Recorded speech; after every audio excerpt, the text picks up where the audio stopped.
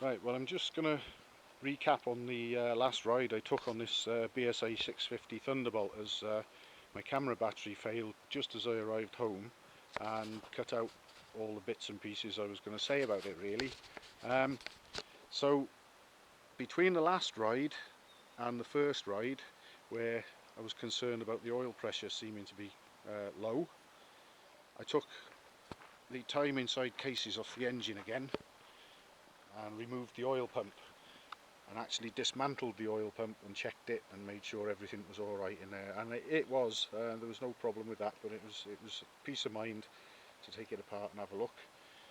I also changed the rubber hose that goes from the frame, which holds the engine oil, to the engine, because sometimes those rubber pipes, when they get old, they can flake, and when I had these covers off and the oil pump off and the pipes off, I used the airline to blow through the oil holes again, as I did when I rebuilt the engine. But to my surprise, one of the oil ways went with a slight pop when I put the airline to it. So there may have been something in there partially blocking one of the oil ways, I'm not sure. But certainly all okay now. I also took the relief valve out again and cleaned out, made sure the chamber in there was clean, everything was.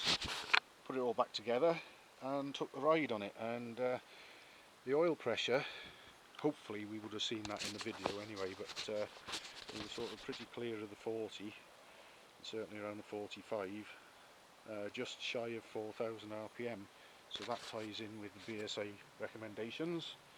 So I'm pretty sure it's all going to be alright. I'll just start it up again now. It's only been stopped for a couple of minutes.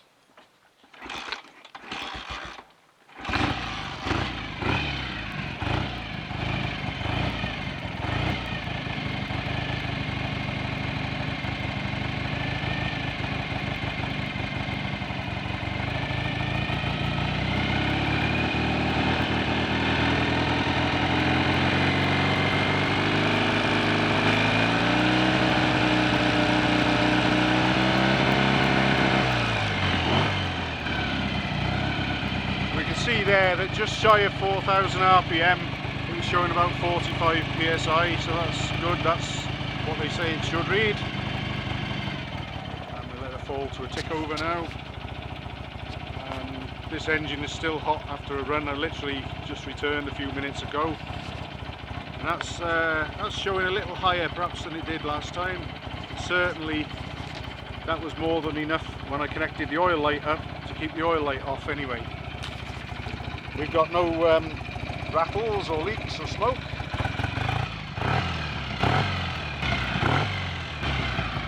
We have got one loose indicator I'll have to sort out.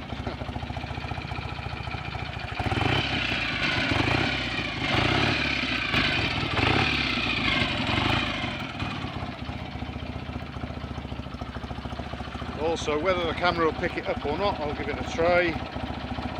See if we can see the return flow there.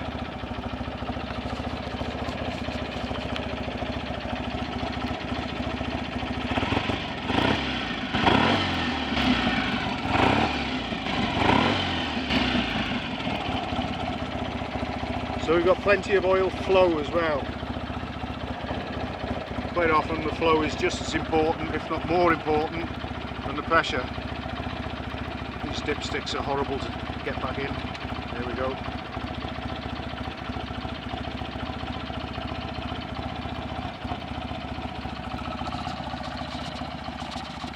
So I think all in all I'm much happier with this now than I was after the first ride.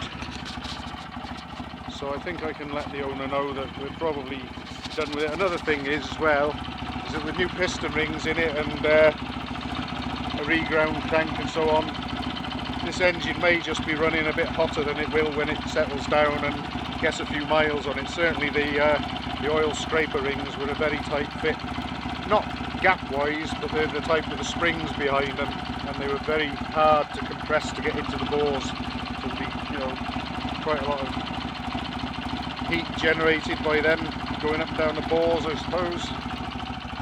So it should all settle down and possibly run a bit cooler, and therefore allow a slight increase in the oil pressure. But